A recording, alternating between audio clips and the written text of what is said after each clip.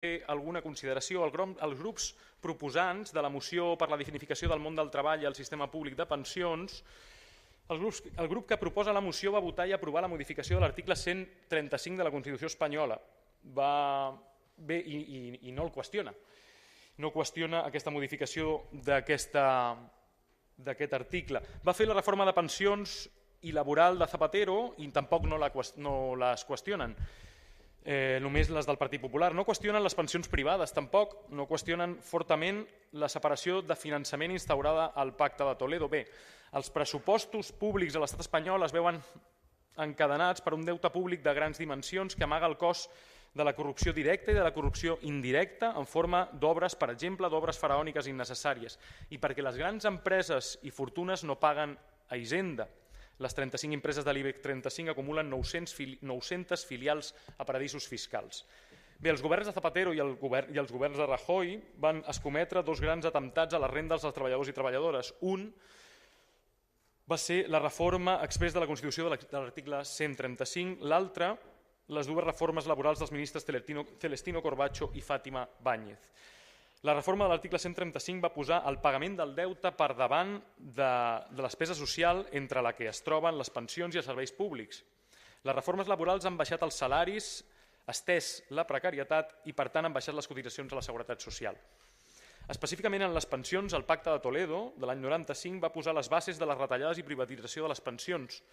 Va instaurar la separació del finançament entre els pressupostos generals de l'Estat i els de la Seguretat Social, el que no ha estat obstacle perquè es destini part del fons de reserva a despeses que no eren de la Seguretat Social, com el finançament de l'Estat i de polítiques actives d'ocupació. De nou, per a nosaltres, els autèntics referents de la defensa del sistema públic de les pensions són els moviments socials, com ara la marea pensionista, i per tant ens agradaria compartir les seves protestes per assolir unes pensions dignes. I llegirem: no a la privatització de tots els serveis públics i especialment d'aquells que atenen a les persones grans, no als plans de pensions privats. La responsabilitat del pagament de les pensions ha de ser exclusivament de l'Estat i han d'estar garantides. La font principal, però no única, de finançament han de ser les cotitzacions socials. No a les reformes de les pensions de Zapatero i Rajoy, a cap de les dues. No a les reformes laborals, amb dues. Reimplementar un model de revalorització automàtica de les pensions en relació a l'IPC i recuperar el poder adquisitiu perdut.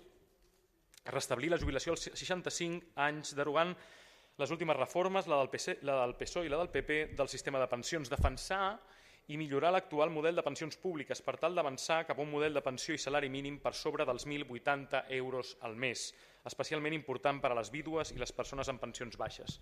Eliminar tot tipus de copagament o repagament de drets sanitaris. Incloure la inclusió de les treballadores de la llar al règim general de la Seguretat Social. Assegurar també el dret als subministraments bàsics garantits com són l'aigua, l'electricitat o el gas. Aquestes són les propostes que nosaltres votaríem favorablement. Aquestes, les propostes de la